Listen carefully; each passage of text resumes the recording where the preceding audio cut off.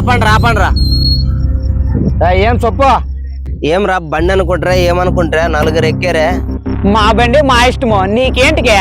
కాదురా, హెల్మెట్ కూడా లేదు, కింద పడిపోయి కాళ్ళు చేలు ఇరిగిపోయి ఆ తర్వాత జరగరాంది జరిగితే ఎట్లరా? ఇరిగితే మా కాలు చేతులు ఇరుగుతావు, నీకేమే? ఇంతకు నువ్వు ఎవరు? సార్ నైట్ డ్యూటీ అయిపోయింది, ఇంకెళ్ళామా? అంటే ఎస్ఐ సార్ రా. సార్ తప్పైంది సార్.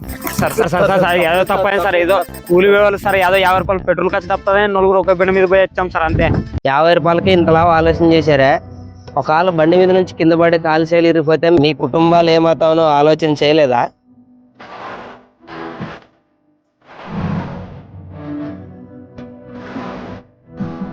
ఈ ఆలోచన మీరు చేయరనే ఆ బాధ్యత మేము తీసుకొని డే అండ్ నైట్ డ్యూటీ చేస్తున్నాం.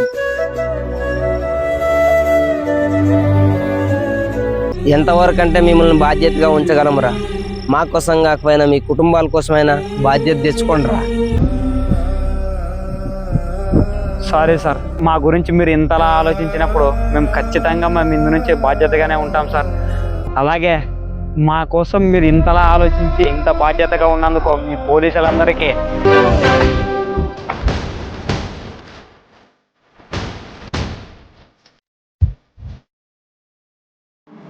కుటుంబాలకు దూరంగా ఉంటూ ప్రాణాలను సైతం లెక్క చేయకుండా ప్రజల కోసం కష్టపడుతున్న పోలీసులు, ఇంటి నిండా అప్పులు, గుండె నిండా కన్నీళ్లు ఉన్న రైతు నష్టపోతానని తెలిసి కూడా పంట వేయటానికి ముందుకు వస్తారు. మనం మాత్రం ఇంట్లో ఉన్న హెల్మెట్ తల మీద పెట్టుకోవడానికి వాళ్ళిద్దరికన్నా ఎక్కువ బాధపడుతున్నారు. దయచేసి గమనించండి, హెల్మెట్ ధరించండి, మీ కుటుంబాలను కాపాడుకో. జై జవాన్, జై కిసాన్.